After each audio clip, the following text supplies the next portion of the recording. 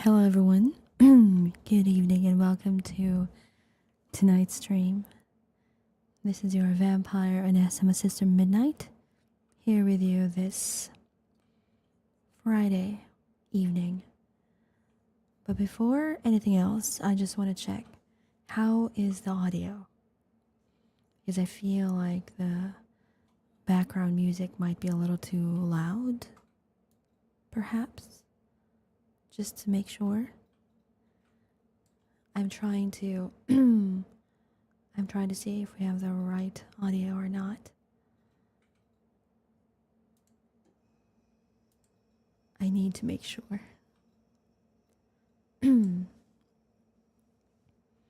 Also, I think I may have the wrong screen. It is a bit loud. Okay. How about now? Is the audio okay? I forgot I'm in the wrong screen. 1 second.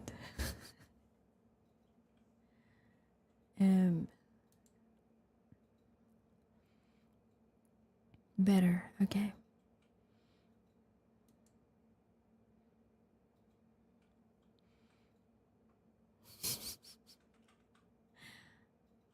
Indeed.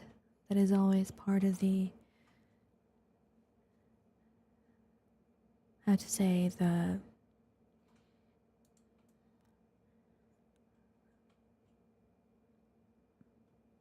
I think we are good to go. Let me just check.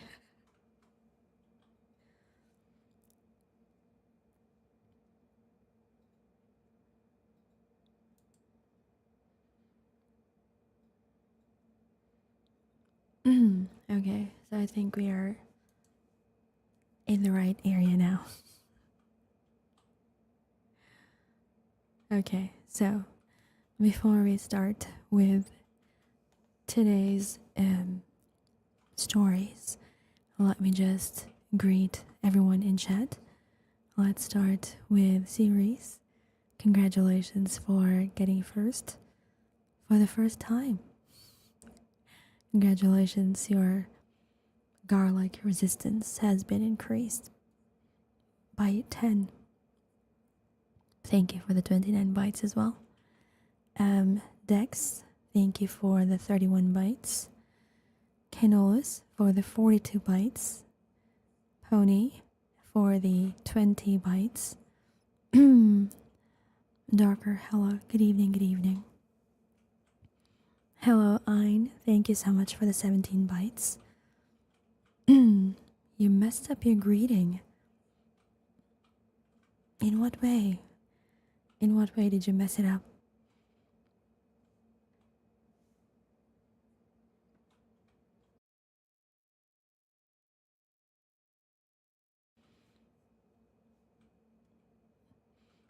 How did you mess up your greeting? I don't think you did. And you noticed you're on screen too. Which part? In which part were you on screen, Pony? Indeed, we are in ASMR today. Now, my apologies for starting very late. I was actually trying to set up something and it took me a while to set it up. I was trying to see if it would work. So we will find out if it did work. So let's try it now, shall we? So when I'm talking normally on the previous screen, I see, yes, on the, yes, the names for those who have resubscribed and follows and such, yes. Okay, so this is the normal, this is the normal voice, I guess. No, not the normal voice, more like the normal setup.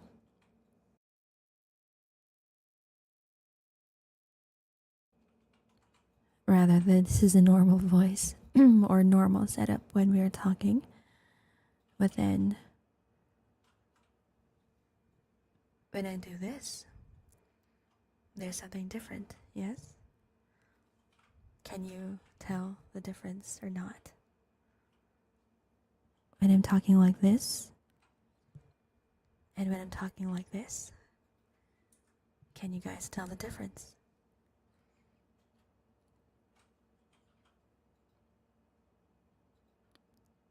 The difference is that it's a lot quieter. So you're unable to detect the difference for it.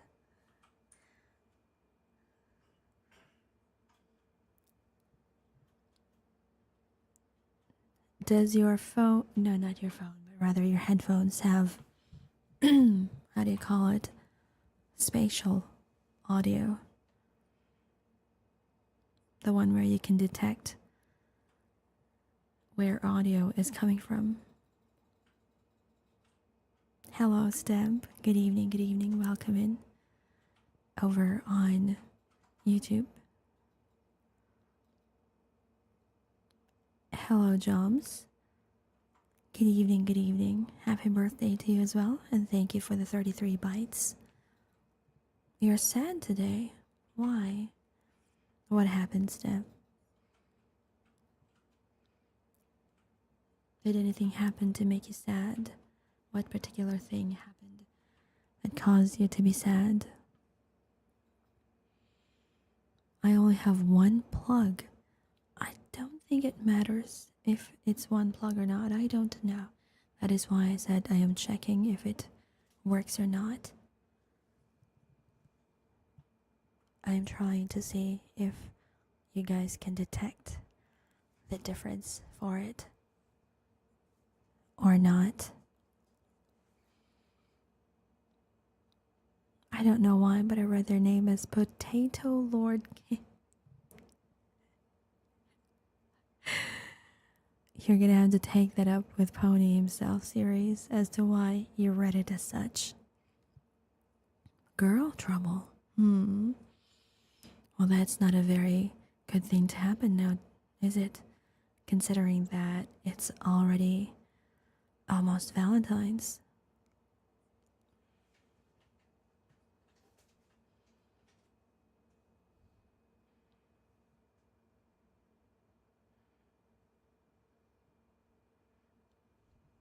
What do you mean by move your spatialness? What is a spatialness?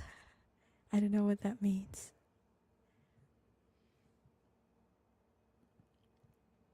A potato pony, the same thing. Maybe.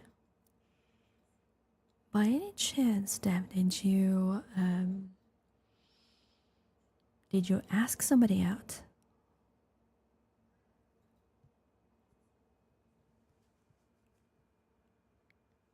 You only have a left earbud. Ah, I see. Then I guess you will not be able to hear it. Indeed. Because it requires you to put on headphones for both sides, or both ears, I guess you could say. We were MU, but now she wants to pause the romance. I do hear you centered or sometimes to the right. That is correct. That is correct, series. You can hear the sound, or you can hear some sounds to your right instead of the center.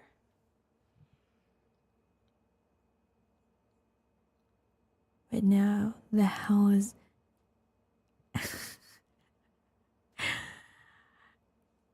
it's not that you're too old for that, Pony. It's more the fact that it's not a term that is usually used outside of the Philippines. The term MU is usually, it's more it's a common term here in the Philippines. There is no leftness. I tried, but we're still I should say that there's still a little bit of a scuff. Hence why it's only the right side. But there is a reason for that when it comes to the stories later on. Midnight is 2.5 dimensional. Yes, there is no left side. Hello, Inspector.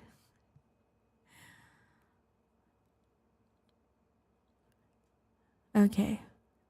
Shall we help out Steb with his girl trouble? Well, have you asked her first, Steb, why she wants to pause the romance? I think that is the first thing you have to ask. Why she wants to pause it. Are you talking about being on a break? Or completely cutting it off?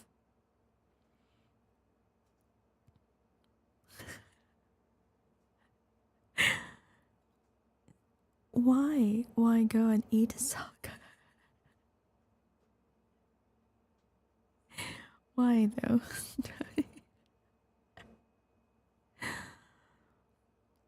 Hello, Furlu. Thank you for the 28 bites. P.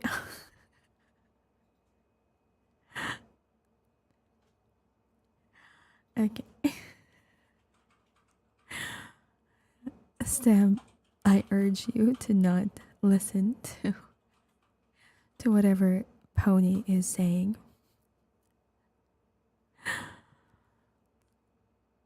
Assassin's Creed Skin and Division 2. Like marking territory.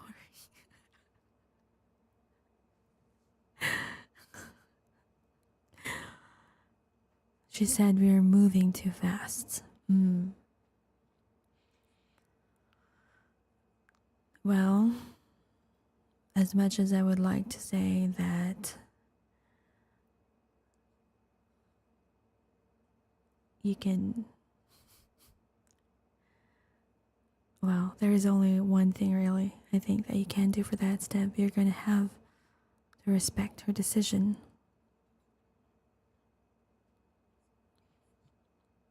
We need more info to accurately determine the situation.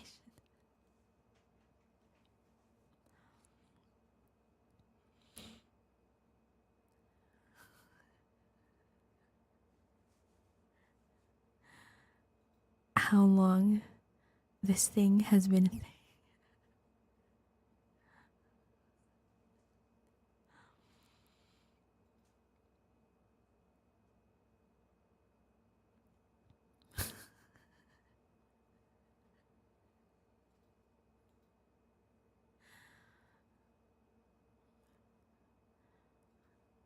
And despite all of the what do you call this the so-called advice step, the only thing I can tell you is you're gonna have to respect her decision. I know it will hurt, but that is also part of growing up. So I hope that you'll be able to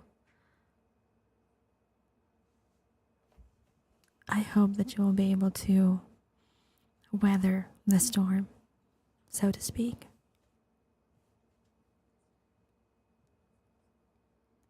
All right. So, I think we're just about ready to start with our first story for the evening. And listen to Onesima's stories so that you can forget your troubles for the day.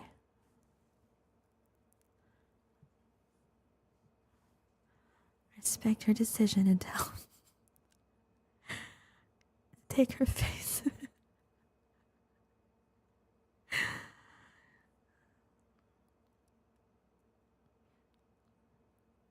I understand. Step. But one thing I can tell you is it will fade away. You're still very young.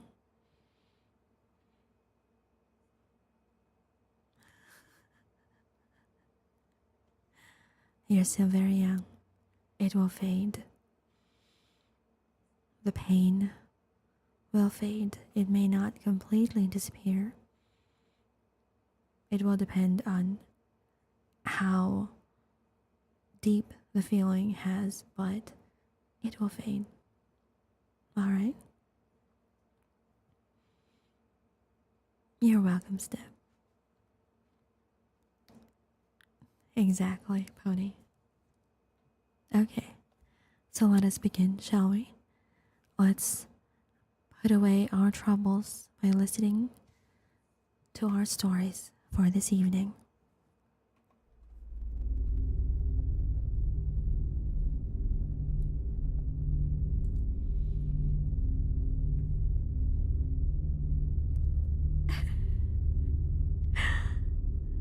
Well, now you're gonna have to pay, Step. You're gonna have to pay Pony for the consultation fee.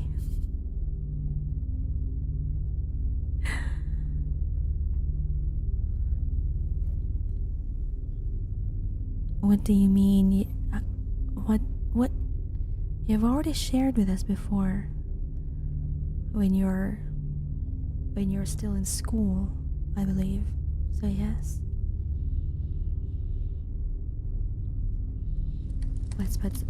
Let's turn on the fire, shall we? Okay. Can you guys hear the background audio? Is it interfering with my voice? That is the question that I have.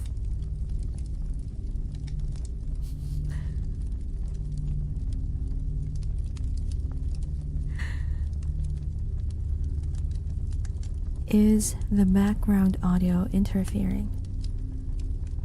Okay.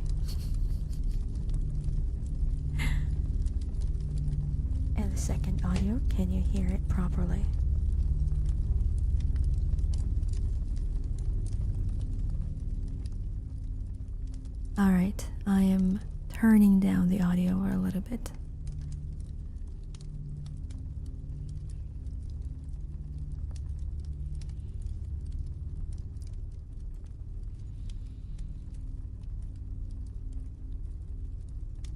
Yes, but if you can get flustered by an ASMR, that means you're still, in my eyes, actually in my eyes, all of you are still very young. In your Onesima's eyes, all of you are still quite young.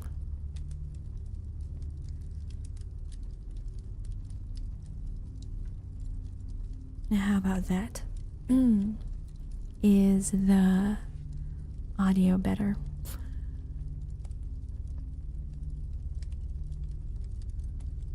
I hope it is.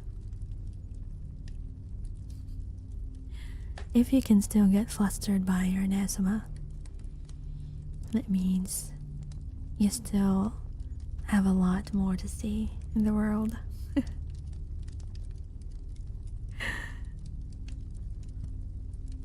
So let's begin with our first story for the evening. There's a ladder in the middle of the ocean. So this one is a weird story, I guess, but not as weird as the previous ASMR story that we had that was beyond weird. That one was wild, not weird.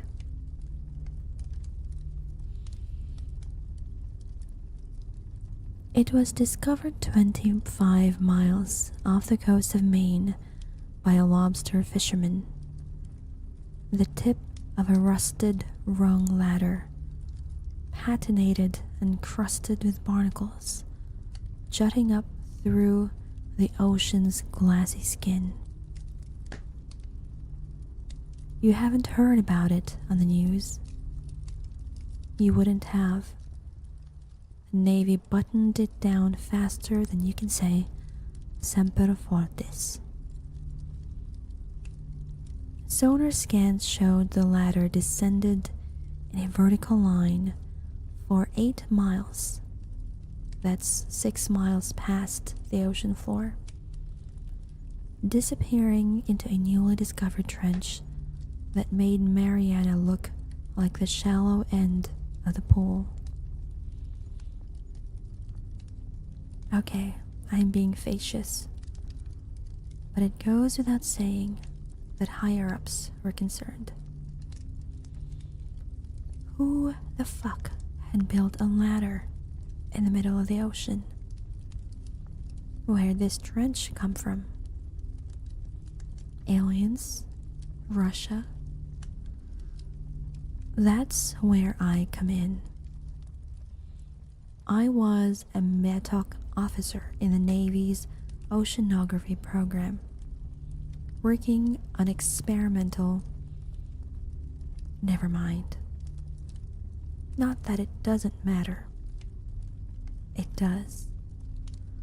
But if I talk about what I did, who I am, and why I'm here, I'd no doubt wake up on a trapdoor with a noose around my neck and treason charges being read to me by a guy in a starched uniform.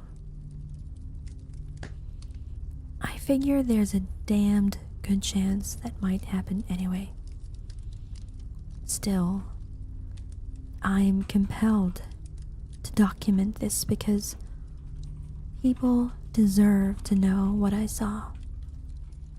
The things that haunt the back of my eyelids when I close them at night. I'm in a military hospital right now, laid up in my own private suite. I'm trying to heal, but without rest, it's proving impossible. I figure getting this out of my system might help. I hope it will. At least, But what do they say in Shawshank? Hope is a dangerous thing.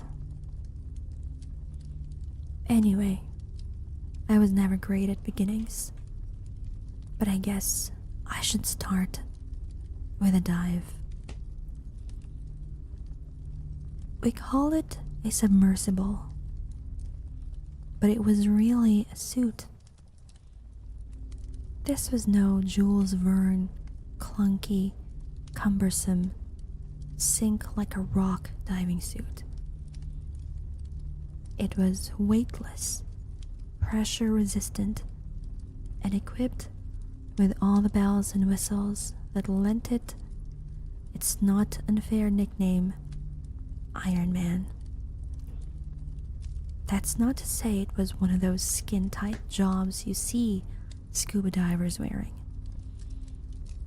It looked more like those suits guys defusing bombs in war zones wear. That aside, I was thankful there wasn't going to be a 60-pound oxygen tank misaligning my spine.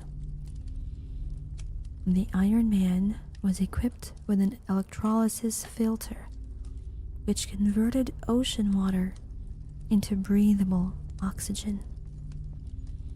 The whole shebang was invisible on enemy radars and could supposedly withstand a descent of this stature. Not that it had been tested. Basically, I'd be crawling down an ominous 8-mile ocean ladder in an experimental suit that had only been tried in Navy swimming pools. My colleagues seized at this predicament, jokingly calling me Laika in the hours leading up to the dive. In case you're not familiar, Laika was the dog Soviets shot up into space in the 50s. The dog who died. So, as I stood in the hem of a small Navy vessel, also experimental, don't even ask, looking at the first few rungs of the ocean ladder, which sat 20 feet off the starboard, I wondered if this was my last taste of fresh air. I hope your lunch wasn't too risky, my colleague Matilda joked with a smirk. Blowing gas in that thing, you'll probably suffocate. I smiled, but behind my smile were nerves, raw, tingling nerves. I think she saw because her hand landed on my shoulder. You'll do fine, Jones. This time, I smiled for real, hoping she was right. A nearby tech asked me if I was ready. I nodded, and the bulky submersible's helmet descended me like a meteor. It really was Iron Man. The big window visor in the front of the helmet doubled as a screen, with oxygen and depth readings, as well as direct comms to and from my people above the surface. There was a POV camera which fed them my perspective as well, so they could monitor and record my descent, which had started an hour ago. I climbed down rung after rung, daylight fading as I descended into the murky depths. Fish darted past, a little twist of seaweed rolled by. It was all very pastoral and oddly existential. The ocean, I'm talking the vast, naked depths of it, is huge and never ending. Look both ways and you see nothing but bluish green water and swirling walls of sediment. A reminder of how incredibly small and inconsequential you are. It never much bothered me until the climb. Now, I'll never touch ocean water again. You good, Jones? Matilda's voice in my ear. Yeah, hon. I'm hunky fucking dory. My deltoids are screaming. Should have put in those hours at the gym. Where the hell are those taxpayer dollars going if you don't look good in a recruitment poster? I felt a smile creasing my face. The budget we got, they use models for that kind of thing. What, you're telling me that strapping young stud saying forged by the sea isn't a real seaman? What the hell did I join up for? I laughed. Sheesh, if I'd known I'd get this much one-on-one with you, I'd have put on Iron Man a long time ago. I'm here too. Bradley's voice. Imagine a drone operator, a gangly, pimply kid raised in Call of Duty. That's Bradley.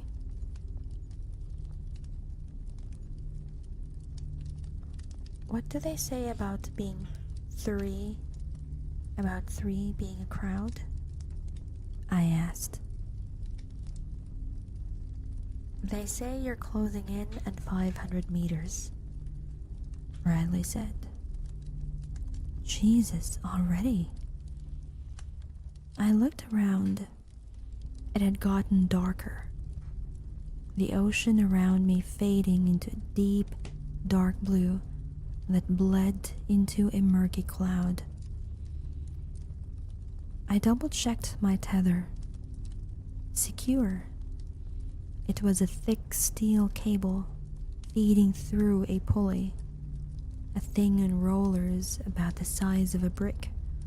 It ran along the right outer bar of the ladder. The tether was there in case, for some reason, I lost my grip on the narrow, rusted rungs. Because if that happened, well, anyone seen Gravity? I shuddered at the thought of sinking down and down with nothing and no one to save me. How's breathing? Matilda asked. I smiled at the concern in her voice, looked up at the little black eye in the top right of the visor, a camera pointing down at me. They can see my face. I could, in theory, see them too. But had they decided to beam some footage onto my visor screen. But this was no time for screwing around, and my visor was filled with numerical readings. On the left side sat a little map detailing the ladder and my position, a red dot on it. I had barely made a dent. Just fine, darling. The reason we weren't using a pod submersible, a single man coffin connected to the above by a steel cable, was because I was on the lookout for any markings that might be etched into the ladder's metal skin. Anything to denote its origin. So far, there had been nothing but barnacles, a crab exoskeleton, and a thick patina of algae. When can I ladder slide? Or can you throw a movie up on my screen? This is getting tedious. I was half joking, but not really. It was boring as hell, one rung after the next. To make the descent faster, I was going to ladder slide, hands cupped around the outside rails, feet on the outside for brakes. But I couldn't do that until I hit certain water pressure. Some geeky nonsense about how it would be easier to control the descent. The tether wouldn't be a problem there. The pulley was built to eat through rocks and had been satisfyingly crunching through barnacles the whole way down.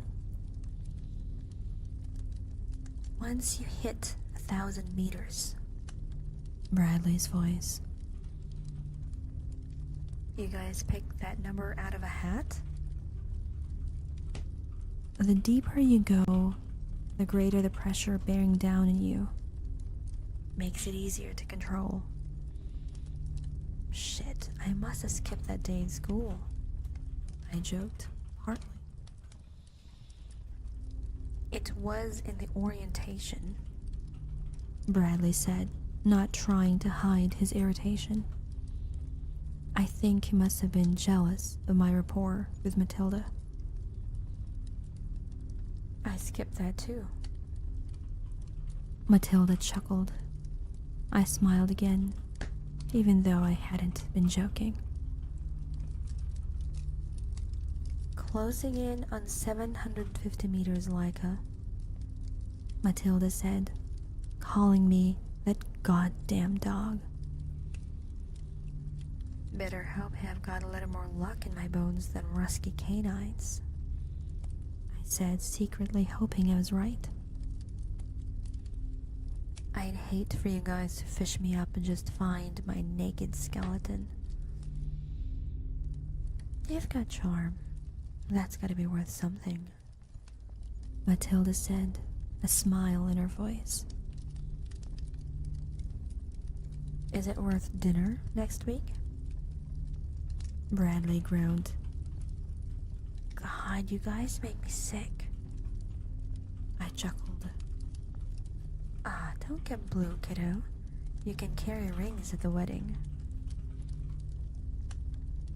Matilda laughed. Dinner first. Where? I know this great place called the Base Cafeteria. 8 o'clock Friday. It's a date, I said, continuing down into the abyss. I had worked up a killer sweat by the time I'd reached the midnight zone. Midnight zone? Which sat just past 1,000 meters. Murky blackness crushed in. It was suffocating, eerie. I clicked on my shoulder-mounted floodlights. 2 powerful beams of light blasted forward, and wham! An ugly deep-sea fish with a mouth of fangs went whizzing by my head. I barked a pathetic yelp and jerked back, nearly losing my grip on the ladder. What's wrong? You okay? Matilda asked, concerned. Fine. Satan's spawn just caught me off guard. Deep sea life. The deepest. You go for a slide, Bradley said. I hesitated, suddenly not sure how I felt about plunging down at speeds unknown into the deep, inky blackness beneath me. Wish me luck, kids. Luck, Bradley and Matilda said in chorus. I sucked a deep breath. moved my hands and feet off the rungs and to the outer rails. And then I slid. It wasn't as exciting as I'd thought, but it was considerably faster and less draining than climbing down. My eyes watched the ladder blur by, still on the lookout for any markings. Once or twice I skidded to a stop, thinking I had spotted something, only to discover it was nothing but deep-sea gunk caked to the metal. By the time I did see any markings, I was too far gone for anyone to care. I stopped, not sure what I was looking at. A strange symbol etched directly into the middle of the rung in front of me. It looked like a weird cross between Arabic and Chinese. Guys, you seeing this? No reply. Hello? No reply. Finally, Matilda's voice. Jones, the footage is freaking out. You okay? I'm fine. Is this getting through? Silence. No reply. Jones? You there? Matilda, growing concerned. I said I'm cool. Bradley, distress in his voice. Buddy, you getting us? Just fine. Can you hear me? I felt panic squeezing at my lungs. Was the comm system fucking up? My screen began to flicker, glitching out. I was growing concerned. Jones, you're not coming through. I reached up to my visor and gave it a smack. The readings in the screen momentarily realigned before spazzing out beyond control. Now my colleagues' voices were warbled.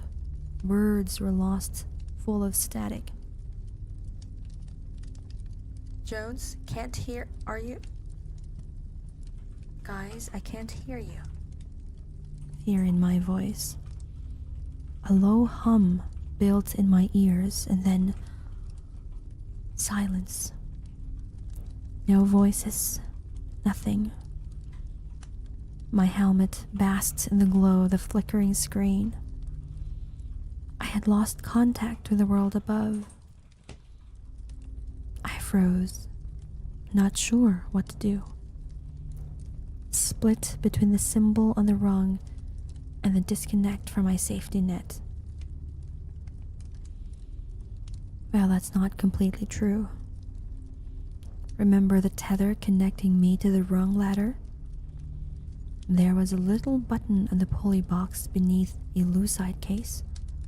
Punch that button, and the pulley box would zip me back up to the surface. Okay, fuck it. I was going back up. None of this was worth a damn if I didn't have my crew watching my back. I fumbled out an underwater camera stashed in the pouch in my chest, snapped a photo of the symbol, and began the 10-foot climb back up to the pulley box. That's when I saw the mermaid. It flitted out of view, the silhouette of a man-sized fish. I froze, not sure what I'd seen. It had only been there for an instant, etched in the beam of my floodlights. Then it was gone. Had I really seen anything? My breath was shallow, cold in my helmet. I looked to my right. The water was black and murky. I looked to my left, and at first, I didn't realize what I was seeing. A wall of bodies. Hundreds of mermaids surrounded me, their eyes glowing pinpricks in the light, their needle-sharp teeth jagged and yellow. They were awful, deep-sea things, their tails yellow and scaly, their torsos pale and emaciated. Instead of arms, they had straw-thin appendages with hooked tips. When my light hit them, they broke apart, darting off into the darkness in a cacophony of shrill chitters. Jesus Christ, I whispered, my voice hoarse, my throat like sandpaper. I looked up and saw the pulley box, 5 rungs away.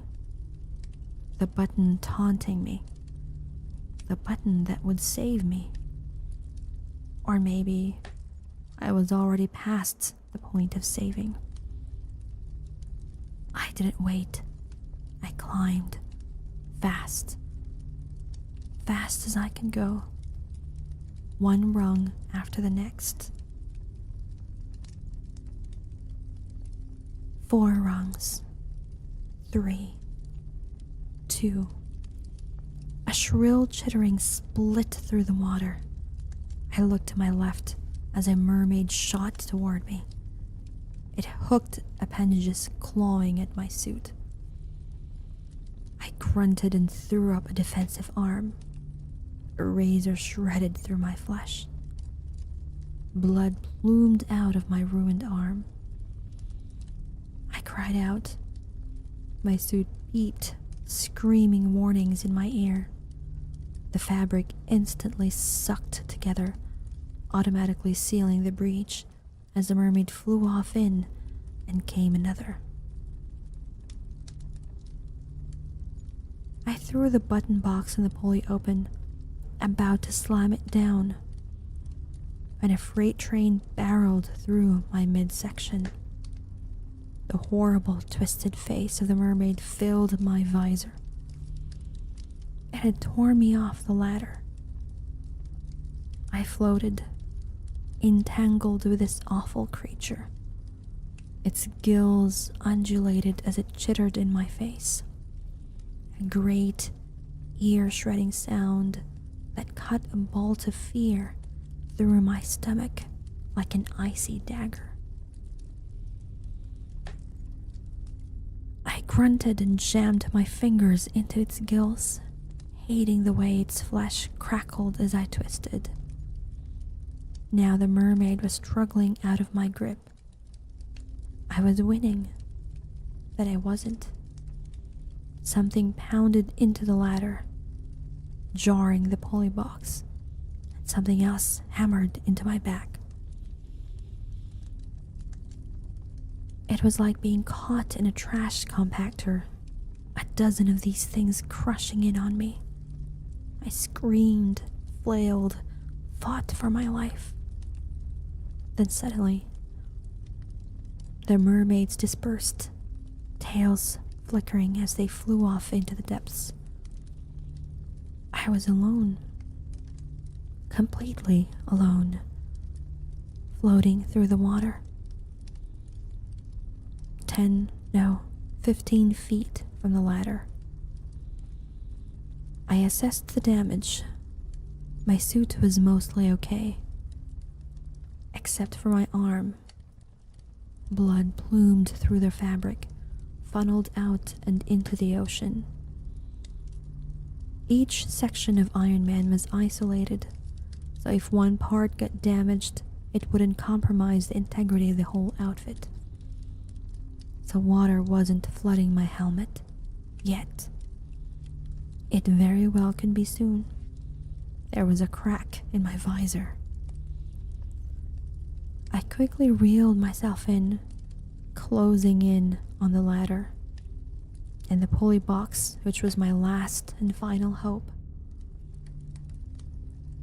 Then I saw it. My heart sank.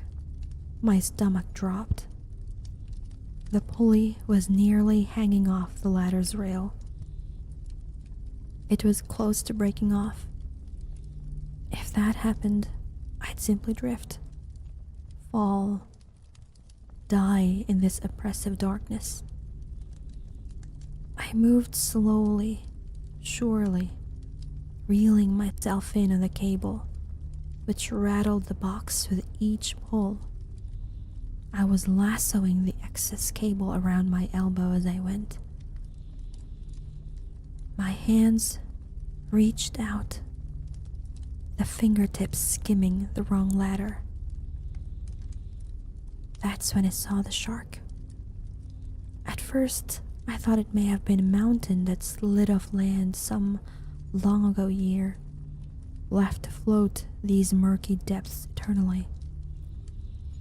But no, it was a shark, the biggest living thing I'd ever seen in my whole life.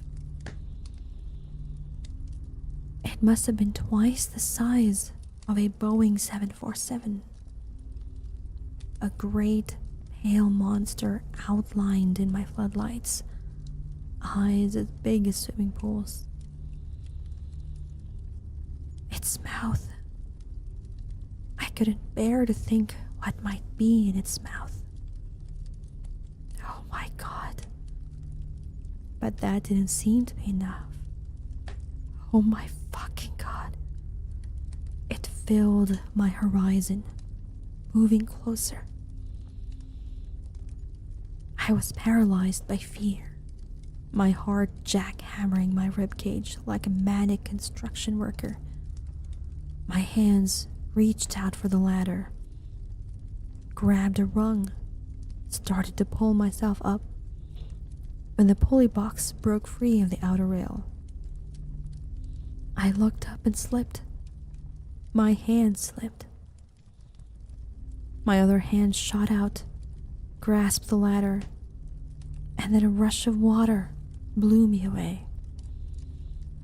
The shark was passing, and I was sinking, propelled downwards by the force of the shark's movement, displacing impossible tons of liquid as it swam. I flailed, grunted, screamed, the readings on my visor still flashing warnings, and I was being sucked down into the depths. The shark continued on.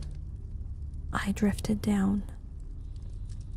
The ladder slowly, painfully, pulling away from me until it faded from view.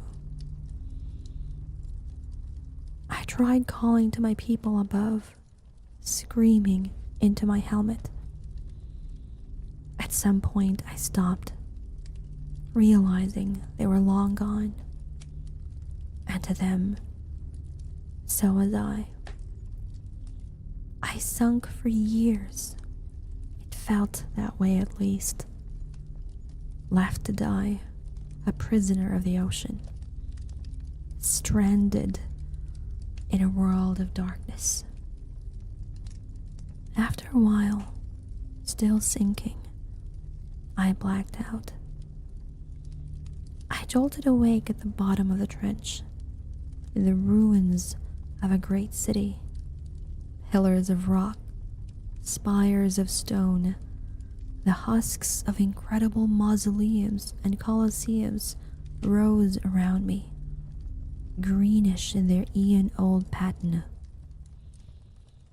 The city filled the trench as far as I could see, which was oddly far, seeing as a strange, glowing orb filled my horizon. It was an impossible sun, a green ball of light, pulsing and bubbling with heat, hovering off in the distance, bathing these alien depths in ethereal light. I stood up. A thin tendril of blood trailed up through the fabric from the gash in my forearm. I knew it wasn't a mortal cut, but it was nasty and left me feeling woozy. I cinched it tight with a Velcro strap and looked around. There was nothing but dead buildings stretching endlessly. Ugly, deep-sea fish cut through vacant windows and doorways. I wandered the city for a while, looking for signs of life or any vestiges of the ladder that had brought me here.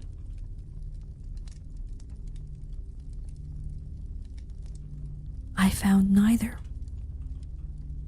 I walked for a while, hours, days maybe. I slept some. I awoke and walked more. Time must have worked differently down here. The atmosphere felt languid and disorienting. I'm not sure how long I spent wandering.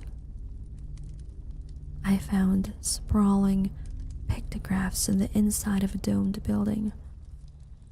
They depicted an aquatic people that once ruled this underwater world. I saw 100-foot effigies of a multi-headed dragon-like beast with a multitude of clawed legs and a variety of gills spread out across its form. Among them were other, smaller statues of the beast rolled into a ball. Sometime during my interminable sentence spent in that sunken kingdom, I realized the ball statues were depicting the beast's likeness as an infant curled up in an egg. That gave new meaning to the glowing green orb on the horizon.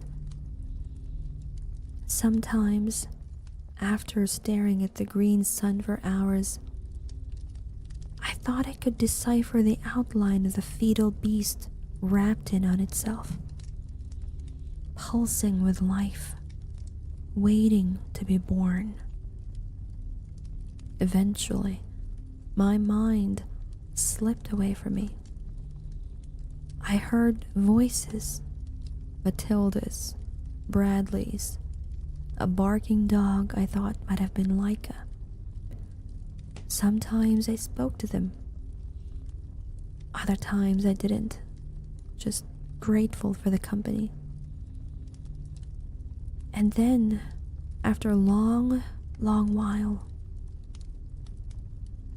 I died. I was brought back to life in a lobster boat. Two grizzled Mainers with accents like molasses found me floating listlessly and pulled me aboard. They scraped off my suit and resuscitated me on the fish god-strewn deck of their little lobster tug. They thought I was dead. My skin was cold, pale as a fish belly. Then I blinked to life. I took a rattling breath of fresh air, savoring the salty taste in my tongue. I looked up at the real world, at the two men around me. All I could do was cry. I was brought to a hospital, then airlifted to the one I'm in now. Matilda came to visit me immediately. She asked me what had happened. I told her. I could see in her eyes that she didn't believe me. I wouldn't believe me. I was gaunt, my hair long, my beard scraggly. I looked like I had survived a lifetime on a desert island, except for the fact that I was ghostly pale and not sunburned to a crackling brown. But it was good seeing her until she looked me in the eyes, told me I had been missing for 8 months. Military man after military man came to visit me. Higher ups in crisp uniforms weighed down by medals. I was interviewed until my head spun. My story never changed. I told them to check my handheld camera. I learned it was never recovered. Whether they didn't believe me or didn't want to wasn't entirely clear. I had my scar to back up my story and my time spent missing. I told them to send another man down, but they gave me some bureaucratic word vomit about how the risk assessment, blah blah blah. Apparently that suit had taken down wasn't cheap. Who would have thought? In the end, none of what I said seemed to matter. Perhaps they figured me for a deserter who took their top secret tech and defected to God knows where. Travamador, maybe. All I know is that at some point or another, I was declared insane and ordered to a stint of convalescence, where I remain. I've tried to make sense of it all, but I can't. I wonder about the ladder and whether it was built as an invitation to that underwater place or an escape. Since I've gotten back, there have been a hollow ache in the center of my chest, a low hum in the pit of my soul. It's constant. It's dread. Dread at what I've seen. Dread at what might be growing in that green sun. Dread at what might become of the world if that thing ever rises to reclaim its kingdom. I've come to the end of my tale, and I still don't feel any better. Every time I close my eyes, I see that green sun. I see it pulsing and flickering with life. And now, I know for certain it's an egg. And that ends our first story for this evening. Let me just drink some water for a little bit.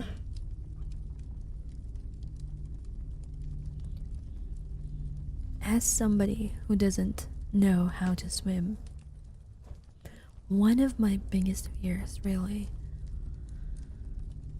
is open water.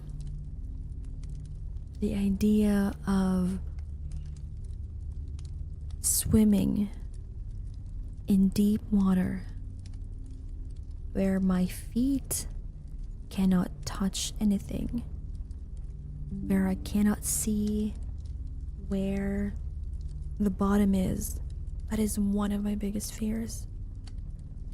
Also, before anything else, fictions are real. Thank you, by the way, for the 2 bites.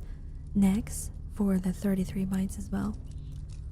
And Hedgehog, thank you so much for the follow. Welcome in. Being in, whether it's, I don't know, maybe. Hello, Tony. Good evening, welcome in. Like, in the story, I think it's a relief to actually be able to see the bottom, despite the fact that, you know, there is something waiting there. But the bigger fear, at least for me, is the idea of not knowing where the bottom is. As somebody who doesn't know how to swim, yes, I am a fully grown adult. Your anathema as a vampire does not know how to swim. I mean, I think that is a given when you're a vampire. Hello, Hedgehog. Welcome in, welcome in. So I hope that, which is, I think, probably why, if I were to choose the places that I would visit or, I don't know, like vacation in, I would rather pick the mountains rather than the sea or somewhere where there is water. I will pick the mountains every time over the water. It's the water, especially dark water, where you can't see the bottom. That is one of my biggest fears. Alright, let's move on to the next story. So our story started with, what is it? Or rather, it ended rather with a very ominous, I don't know, is it a promise or a threat? I don't really know. It can be both, I suppose. Of something, a creature that is waiting in the depths of the abyss, I guess. Still asleep in a fetal position, as the storyteller said. So let's proceed to the next one. This one, the next, the next story is more of, well, it involves another type of creature. This type of creature is also quite deadly as well. And that is a black widow. So, just to preface this before we continue with our next story, if you are someone who has, what is the term again? Arachnophobia. If you're someone who is afraid of spiders, or who does not like to hear stories involving spiders, I would suggest you either mute the stream or mute the tab for the stream, or you click away, alright? In case you feel something that is, related to the story, or if you feel something awful once you start listening to the story, alright? But before that, let me just drink some water.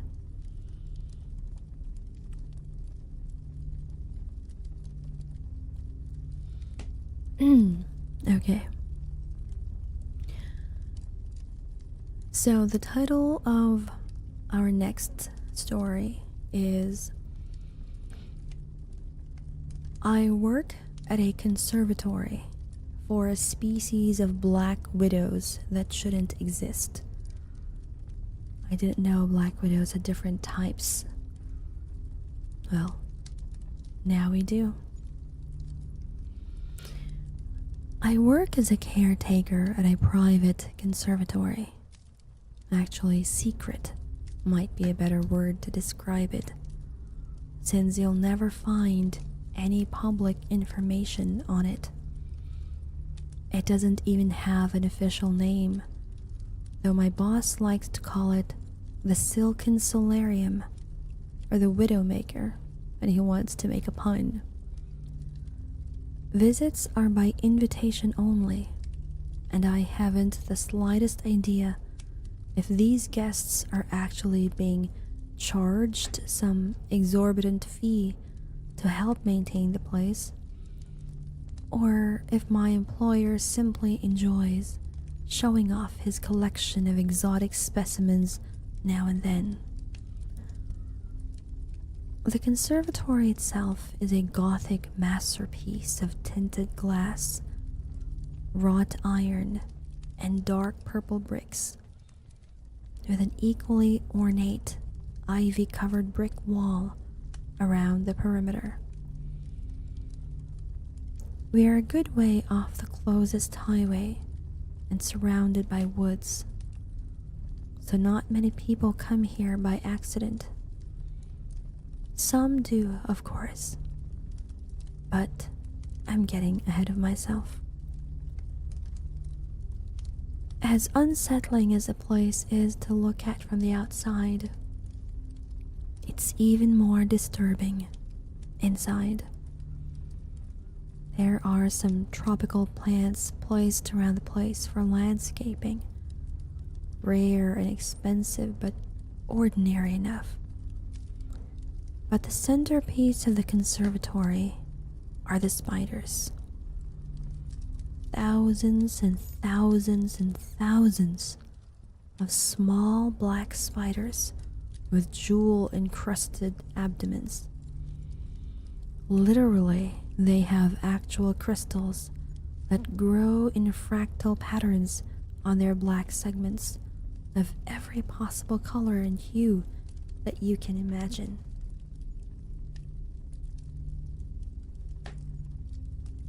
When my boss makes a speech to his guests about the spiders, he calls them Latrodectus calisti, or fairest widows. He brags that our conservatory is their last refuge, and that they aren't to be found anywhere else in the world. Exactly where they're from originally and how he acquired them varies from telling to telling, but he is at the very least telling the truth about their rarity. And as far as I've been able to determine, they're not even an officially recognized species. The widows aren't just notable for their beauty, however. They're an extremely social species, nearly as eusocial as an anthill or beehive. Stretching across the conservatory, suspended about 12 feet in the air, is a massive silk colony. There's a large central nest dangling from the ceiling, about a dozen smaller nests scattered across the room, and an intricate network of masterfully spun spider webs linking them all together. There are always spiders running along it, performing maintenance or transporting food. There are also guard spiders who just hang down in a single silk thread to keep watch and send vibrations back along it to communicate to the rest of the colony.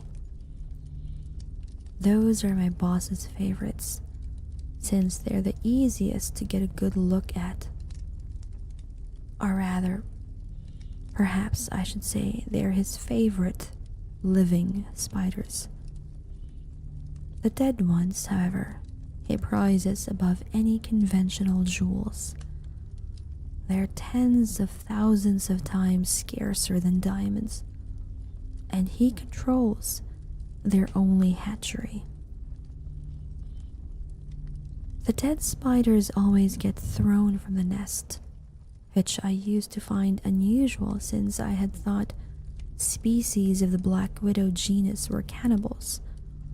In fact, the more I thought of it, the more it bugged me, since the spiders obviously don't have the cognitive capacity to have any sort of taboo against cannibalism.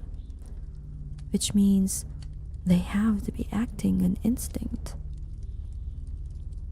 What evolutionary reason could they have for not eating their own dead? Regardless of what they do, whenever I see a body, I'm to gently sweep it up and turn it in to our entomologist. Depending on their quality, he'll either incinerate them, use them for research, put them on display, sell them for no less than $25,000 a carat, or, in the case of the most perfect specimens, give it to our boss. Hello, Dame Dash. Welcome in. Thank you so much for the 7 bites. Most crucially, though, I am never, ever to step on one. That was made abundantly clear to me from my first day. Less clear, though, were the consequences for doing so, since I've never actually done it. The spiders have a habit of tossing the dead where they're clearly visible, a visibility which is aided by their brightly colored, shiny rear ends. This made the whole not eating their dead thing even weirder to me, since it seems like they would attract predators. When I first asked my boss what would happen if I did step on a spider, my only answer was that I'd be finished. I used to think that meant I'd be fired. One of the more dangerous parts of my job is when I have to harvest their webs, since our conservatory also doubles as a silk farm. It's nowhere near as valuable as the spiders themselves, but my boss takes great pride in our facility being the only source of naturally farmed spider silk in the world. On one occasion, and I think he was partially drunk, he went on an odd tirade about how those goats that have been genetically modified to produce spider silk proteins in their milk were abominations. Collecting the milk is pretty much like collecting honey. I even wear a modified beekeeper suit and use a smoke spray to incapacitate them. The only difference is I'm standing on a 10-foot ladder, and I have to be very selective about how much web I take and from where. The spiders don't mind too much if I take a small amount from a non-crucial section of the colony. But if they decide I'm threatening the integrity of the colony itself, they'll swarm, and with enough bites, their venom will cause fatal paralysis. My suit offers a little protection, but it's not airtight. The only real way to keep myself safe is to be mindful of what I'm doing and how the spiders are reacting to it. That's why I usually like to feed them first, so that they're distracted. A couple of times a week, I release a gallon of live ladybugs into the enclosure. They're fairly accessible since organic farmers use them for pest control, and my boss likes them since he doesn't consider them icky enough to throw off the conservatory's aesthetic. My job isn't without its risks, but those can be mitigated easily enough with some planning and vigilance, and I'm well compensated for my trouble. The only part of my job that I truly hate, that makes me think about resigning every time it happens, is what happens when we get an uninvited guest. It was winter, January, I think, the first time. It was already dark out, but no later than 6 p.m.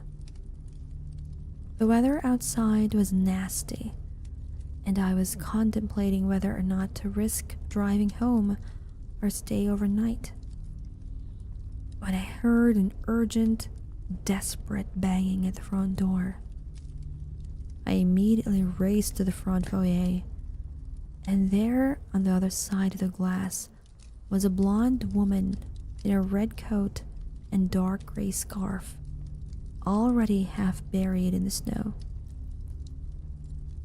Tapping my security card to the reader, I pushed open the door just enough to let her in before letting it close and automatically lock.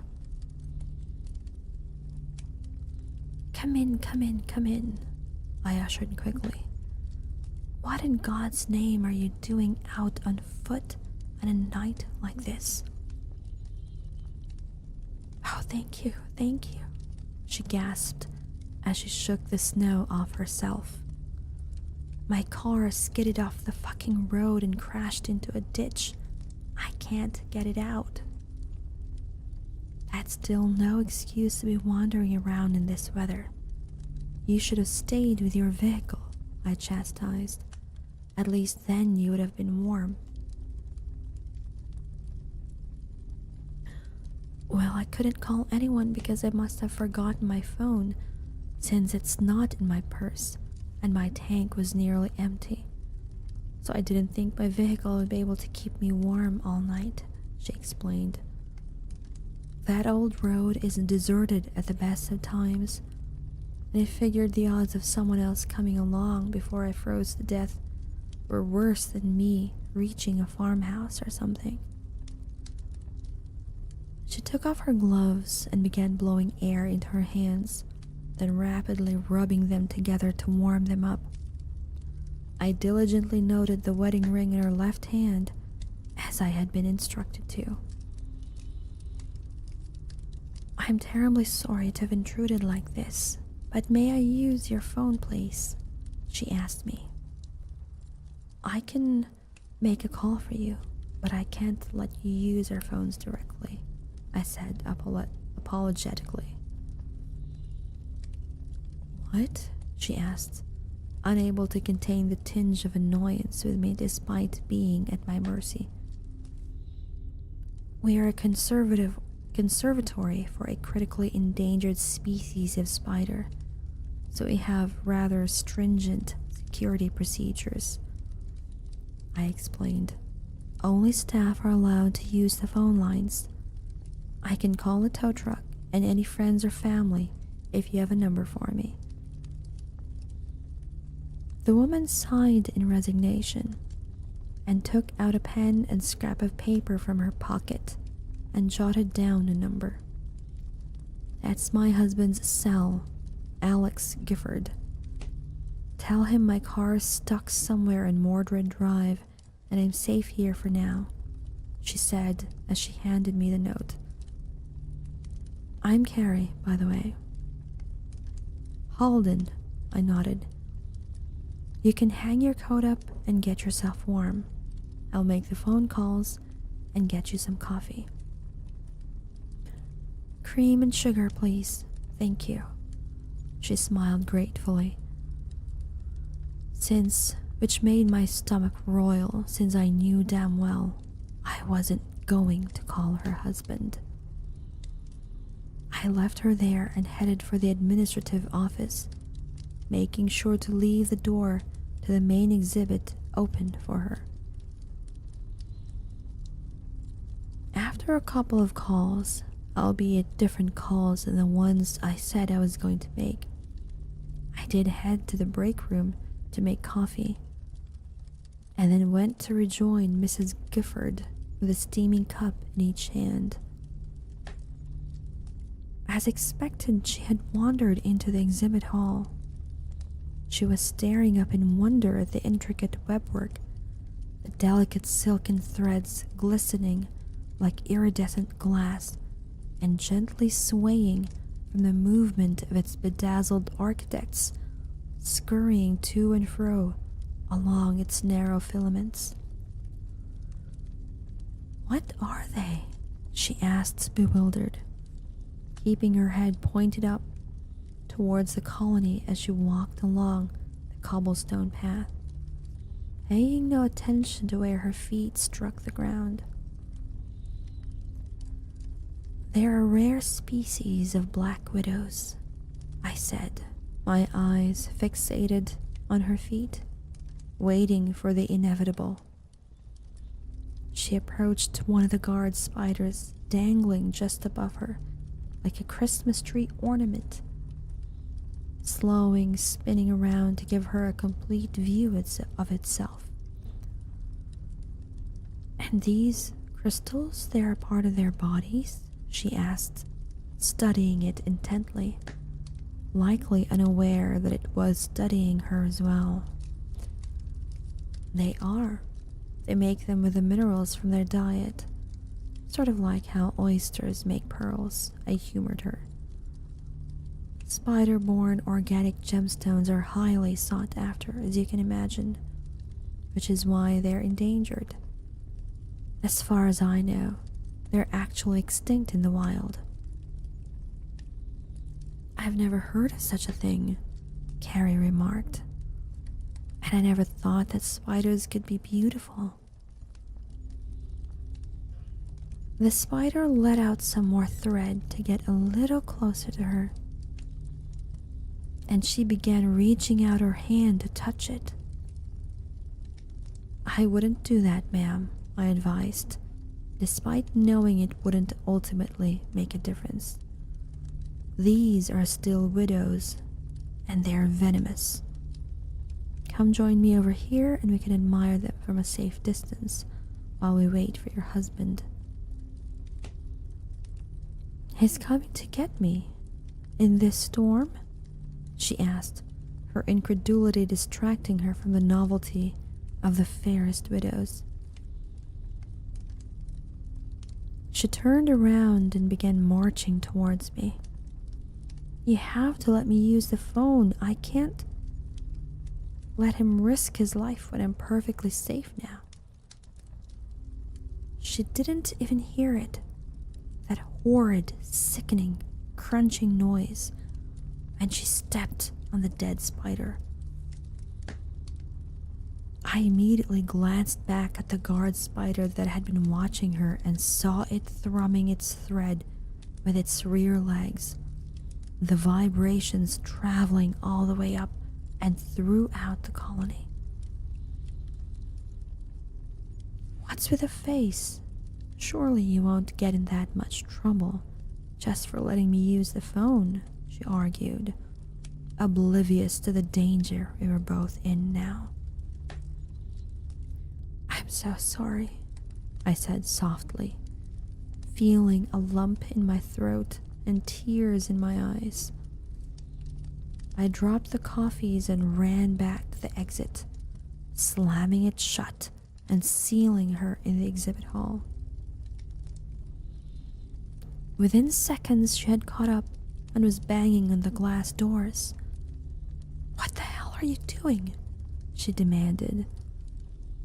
I just pointed behind her, shaking my head helplessly. She turned around and saw that the thousands of spiders were now emerging from their nests en masse and converging in on her location. "I presume you've seen a ball of spider babies at some point. Picture that, only the size of a basketball court. Oh my God, let me in! Let me in!" I wish I could have. I really do. But they had seen her trample a dead widow, and that is a crime which they cannot forgive. I heard her muffled screams through the glass doors as dozens and hundreds of the spiders dropped down upon her. She swatted desperately as they buried themselves into her hair and beneath her clothes, covering every possible segment of her body. Her screams of terror were suddenly interjected with torturous cries of pain as hundreds of pairs of venomous fangs dug into her flesh nearly simultaneously. You okay there, Furlu? Are you scared of the story? Or of the spider themselves? Those sharp cries turned to anguish wails and convulsed grimaces as the venom coursed through her veins, destroying muscle tissue and burning her up from the inside. She tried to run, but the surprisingly devious spiders had already strung a trip line behind her, felling her to the ground. She tried to force herself back up, but her muscles were already too badly damaged for that. Instead, all she could manage was to turn her head towards me, letting me see her final expression of shocked horror and betrayal before the spiders completely swarmed over her limp body. I watched as the entire colony worked together to cocoon her in silk, and then, with over 1,000 tiny drag lines, reeled her up into the main nest. I was too petrified to move for at least a solid minute, but when I was able to move again, the first thing I did was drop to my knees and vomit. Bloody hell, the little blighters didn't waste any time with this one, did they? My boss callously asked as he stood atop the ladder and examined the cocoon carcass that was now safely inside the central nest. So, my boss. I've mentioned him a few times, and by now you may be wondering what sort of man keeps a menagerie of man-eating arachnids as his personal terrarium. I don't have all the answers, but this is what I do know. First, his name's Seneca Chamberlain. He's earned a reputation as our local eccentric millionaire. But if you've never lived in Harrowick County, then you likely haven't heard of him. He's exceptionally, though indeterminately, wealthy, as you can imagine. He also has a very Victorian fashion sense. He likes to dress in frock coats and cravats and top hats, velvets and silks, and always in deep reds and golds. A plutocrat with a pretentious and fashionably old-fashioned taste in clothing wouldn't normally be anything to get too worked up about. Except for that, my boss looks far younger than I know him to be, than anyone knows him to be. That too isn't all that unusual. Plenty of rich people look good for their age, but no amount of Botox or stem cells or plastic surgery can explain this.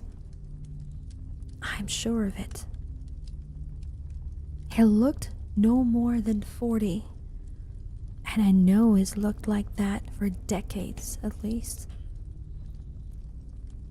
The most unsettling thing is that the name Seneca Chamberlain goes back to the earliest surviving county records from nearly 200 years ago.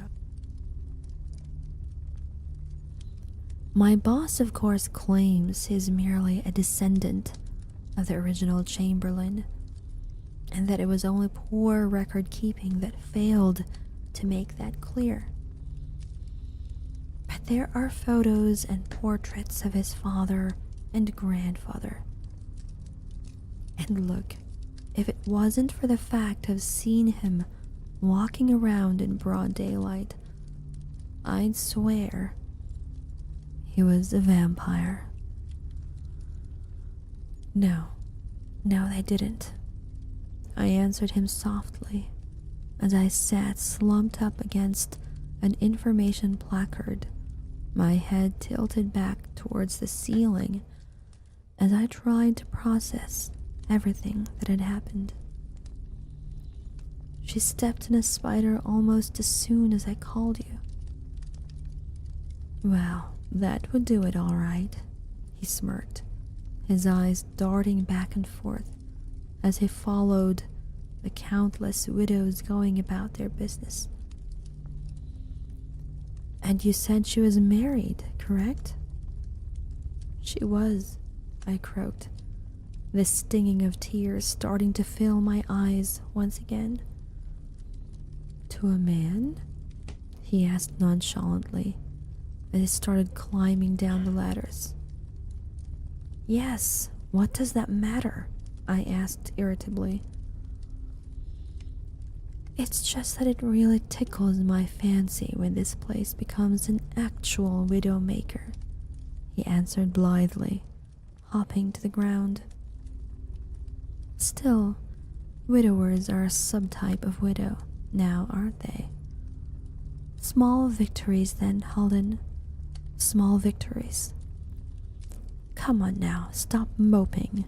You did beautifully. And don't worry about any future problems with the law. That's all been taken care of. I turned my head to him, wearing a poorly restrained glower of disgust and loathing. Sir, with all due respect, is this just a game to you? We leave the front gates open, let curious or desperate passers-by wander in, and then just let them do as they please until the widows snatch them up, just so that you can get your kicks and make a stupid pun? I demanded. Chamberlain just tossed his head back and chuckled dryly. No, heavens, no. I have far too much invested in this enterprise to risk bringing it to the authorities' attention over mere frivolities, he assured me. No, Holden. I'm afraid that the occasional incident is quite essential to our operations. Hello, Zerzat. Good evening. Why don't you climb up yourself and take a look? That should make things a bit clearer. My stomach churned at the prospect of looking at Carrie's silk-encrusted, spider-covered corpse.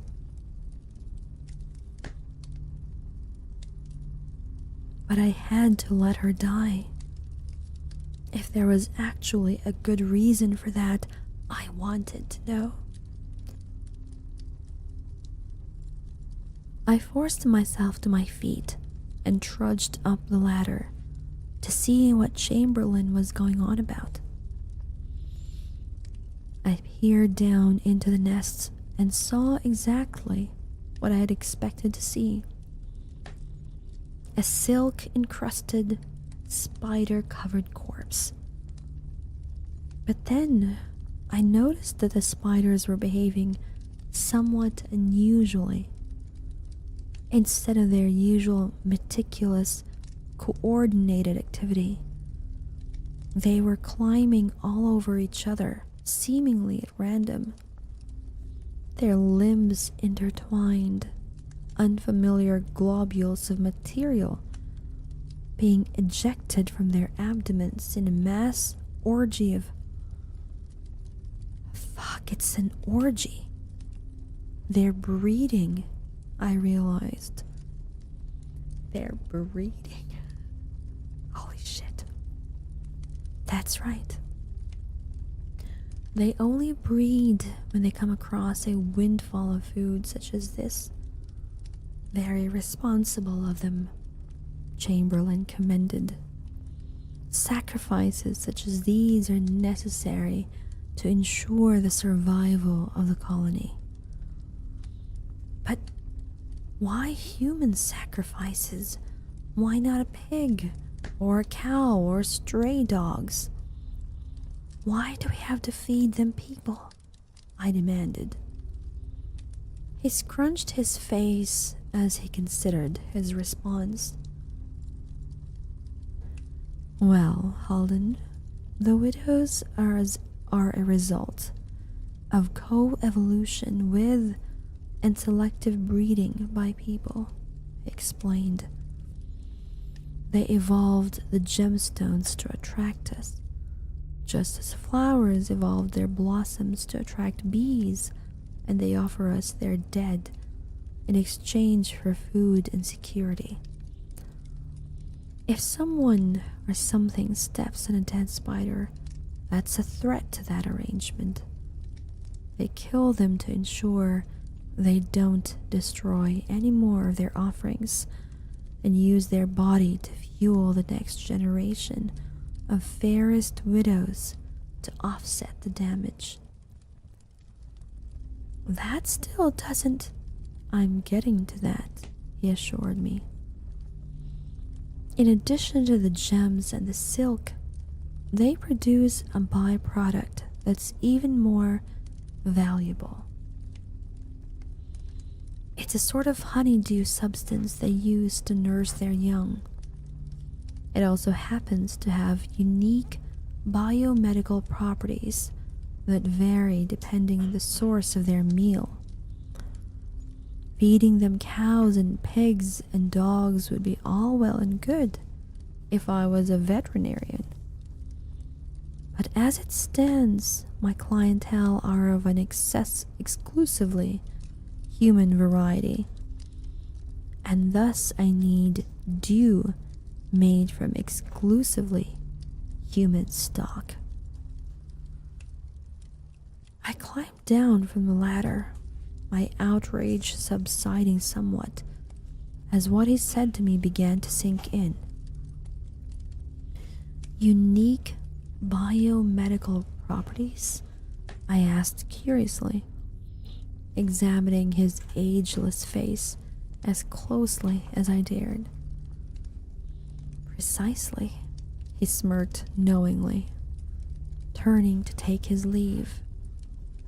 Once they finish the poor woman off, they'll package the dew in silk satchels and hang some of them out as an offering. I can trust you with their collection, yes? I hesitated briefly, trying to work up the courage to storm out on moral grounds and report him to the police. But I was already a willing accessory, and it wasn't like I didn't know this was going to happen when I took the job. And if I did try anything, there was no conceivable way that wouldn't end with me dead and Chamberlain getting off scot-free. Accepting the futility of resistance, I sighed heavily and nodded. Good man. Speak with the entomologist first. I'll walk you through the procedure. Chamberlain said as he headed for the exit. And I realized this goes without saying, but drop or steal even a single satchel of dew and being devoured by the widows will be the least of your worries. The glass door snapped shut as he left me alone with my thoughts, the corpse of the woman I had helped murder, and thousands of spiders turning it into eggs and immortal honeydew. I suppose my earlier suppositions about my boss hadn't been completely off. He was a vampire, just in a roundabout sort of way. And that ends our second story for the evening. I wouldn't consider it as scary as the previous ones that we've read or that I've read. This is more of a, I guess it can trigger, if ever you're, I have to say, you're averse to spiders, but also the mention of the owner being a vampire, but in a different kind of way. And as your Anathema is a vampire too, I find this curious, I suppose. I guess that is another way of remaining young. His way of doing it, I suppose. But it involves taking the lives of human sacrifices, which, as you guys know, I will not be doing. I only take a little bite, one at a time. Alright, so let's proceed to I believe our last story for the evening, because my throat is already starting to hurt. So we will end our story. Let me see. This will be a last one. This will be a little, well, I guess a little strange. Have you guys ever heard of the looping staircase? Let me just drink a little bit first. I believe it's like a puzzle somewhat, where when you climb down, right? So it's like when you climb down, you think that you're going down, but you realize that you're actually like climbing up. It's like a staircase that goes to nowhere. So that is what they call a looping staircase. So our story involves a looping staircase. And the one who wrote the story has been trapped on the said looping staircase for 26 years. It's a mind puzzle. Yes. I think I've seen like a video of it, but I'm not really sure how it works. Hello, Neelak91. Thank you so much for the follow and welcome in. We are just about to start our last story for the evening. Have you ever heard of the impossible staircase? The Penrose Steps, some call them. Maybe you've seen drawings of the concept before. Help me sleep from my EMT shift. I'm very glad. Although, if you can fall asleep to scary stories, then you're a very brave person, Neelak.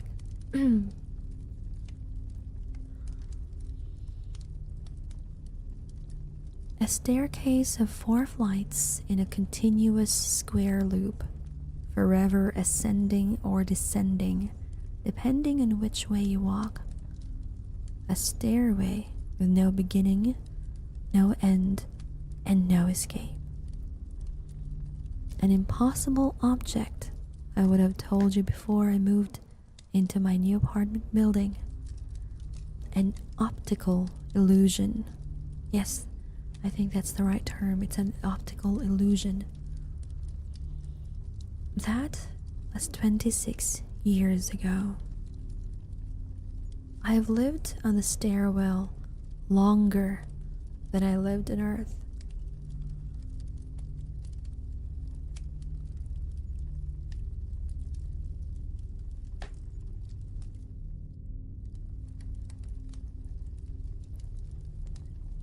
Dr. No Sleep? What is Dr. No Sleep, Gecko?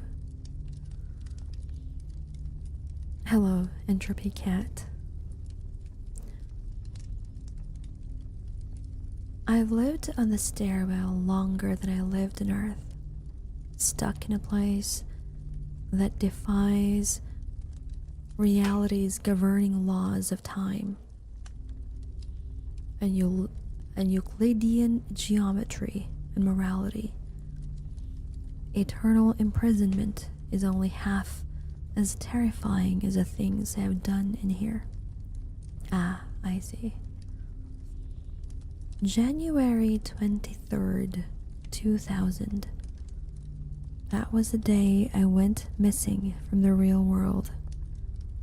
The day I entered an infinite spatial loop.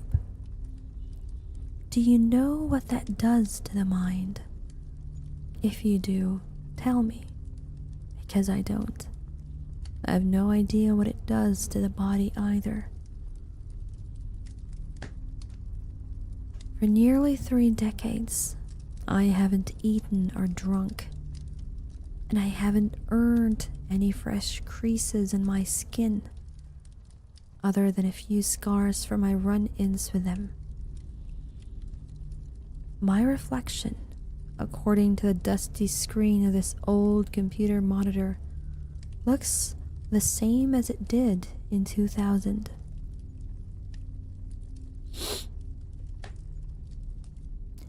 The only evidence time has passed is that fragments of the real world have slipped into this betwixt dimension, which spans no more than a short second-floor hallway.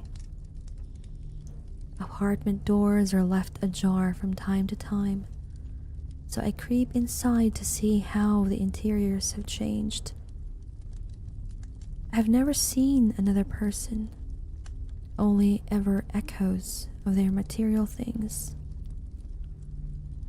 Let's start from the beginning. There was a beginning. A before all of this, before infinity, before hell. I should have known better than to move to this side of town. The apartment was only dirt cheap because its complex sat no more than a few hundred yards from the old Hawthorne house, a decrepit mansion in which 4 children went missing on New Year's Eve 1999. Nobody wanted to move to a neighborhood dressed with missing person posters and telephone poles and lampposts, so the landlord offered low rent. We took him up on the offer. Number 11 was a nice enough flat for the era. White stipple ceilings and a geometric rug with rocks from the sofa we were hastily shoving into place. It was a blisteringly cold and moving day, so Zane and I were desperate to hurry along and settle down with some hot drinks. "That's what we're missing," I said once we'd finished. "Tea bags." Zane shivered. "I'm not going back out there, Annette. And I wouldn't dare make you, my little princess. You just get cozy on the sofa." "You're not seriously going out to the shop just for tea bags," he scoffed. I blew him a kiss from the front door. "I'll be back in a jiffy." That was the last time I saw him. The last time I saw another human face. Zane and I had already walked up and down the building's main staircase about 24 times that day, lugging boxes and bulky furnishings up to our second floor flat. I knew the stairway well by that point.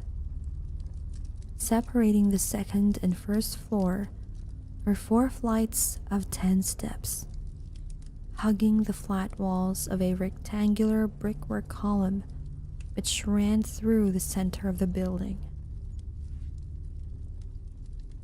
4 flights down to the first floor, another 4 flights down to the ground floor. This time would be different. Starting at the second floor, I started downstairs, as I had so many times that morning. I turned 90 degrees after each flight of steps, skirting around that large red bricked column, only to eventually arrive at not the first floor.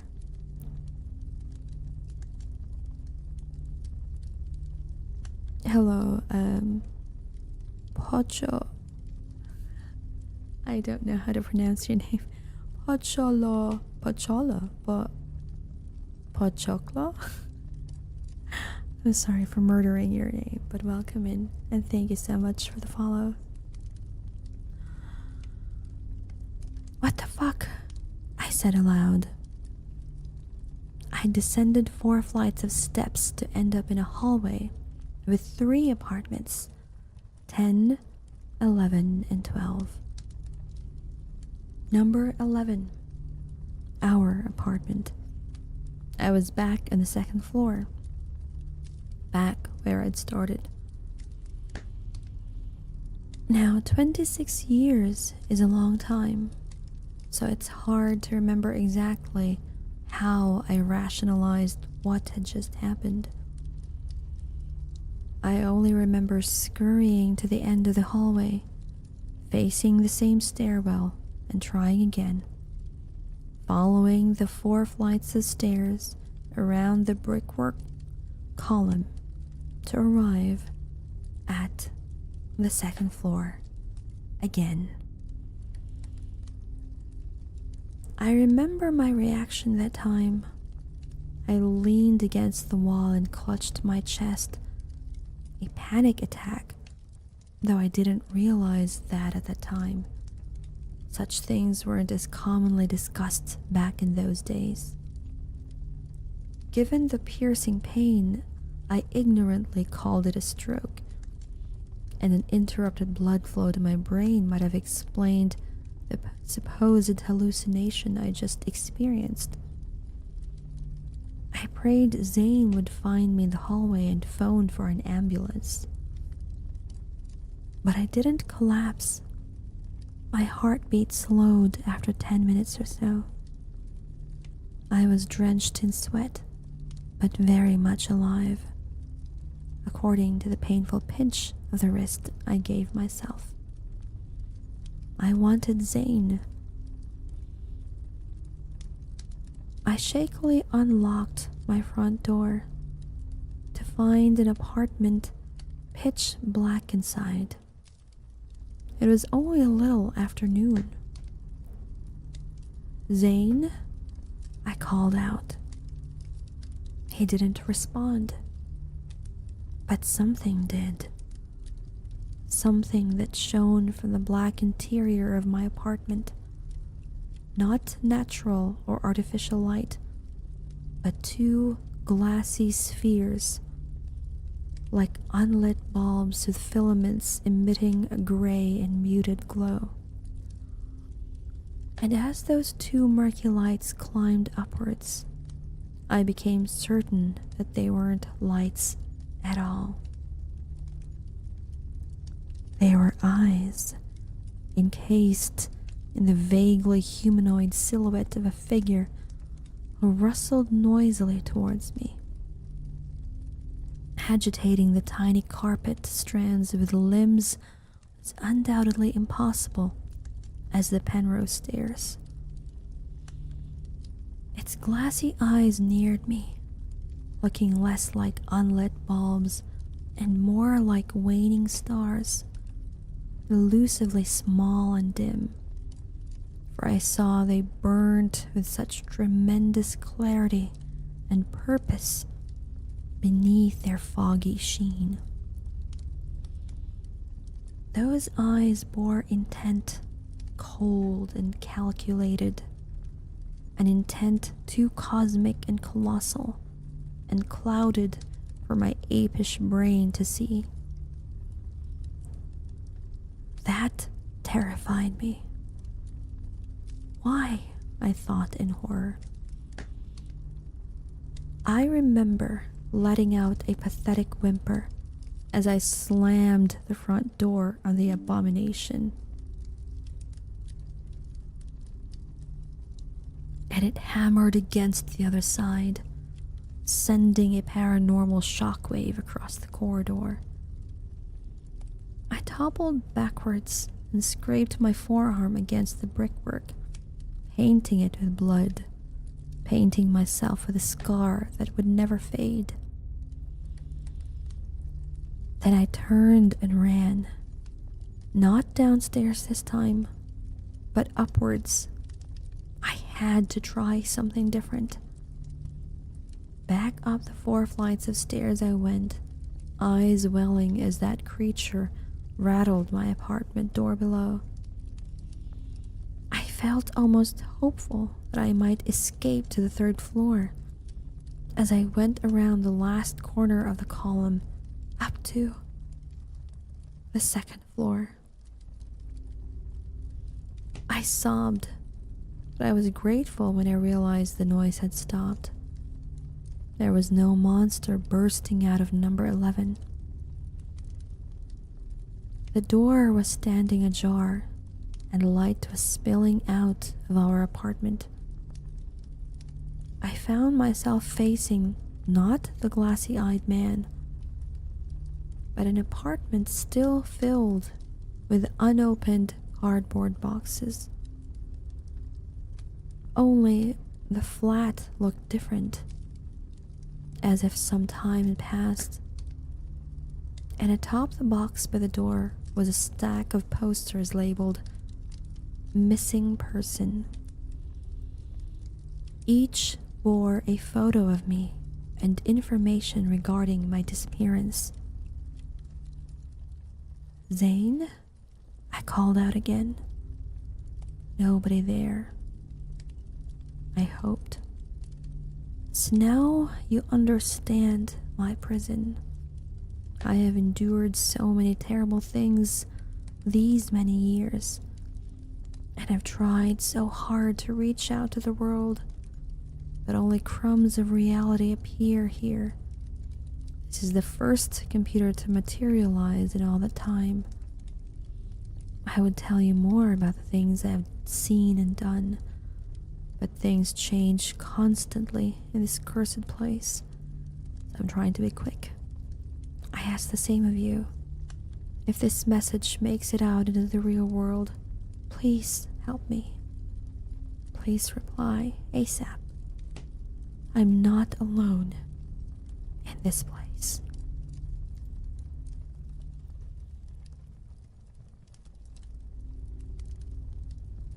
And that is our last story for this evening.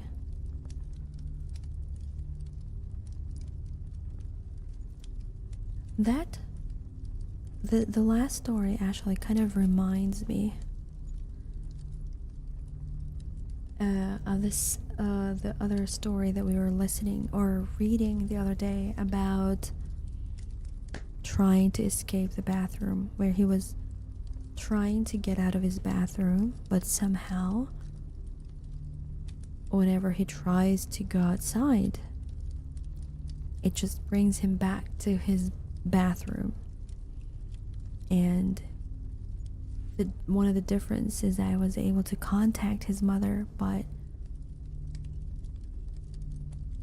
even when his mother went to his place and tried to open his bathroom, there was nobody there. even when they destroyed the bathroom door already, there was nobody there. But this one, though, this one is a bit more unnerving. It's a bit probably because there's nobody else there except that creature that they found. So yes, that one, the last one, is a little unnerving. Anyways, I think this will be our last story for the evening. My throat has already taken more than I can actually take. So we won't be rating for now. So I will have to bid you guys a good night. A very big thank you to those who dropped follows. Let me see. Where were they? Let me just check in that real quick. To Pochoklo, to Nilak, to Hedgehog.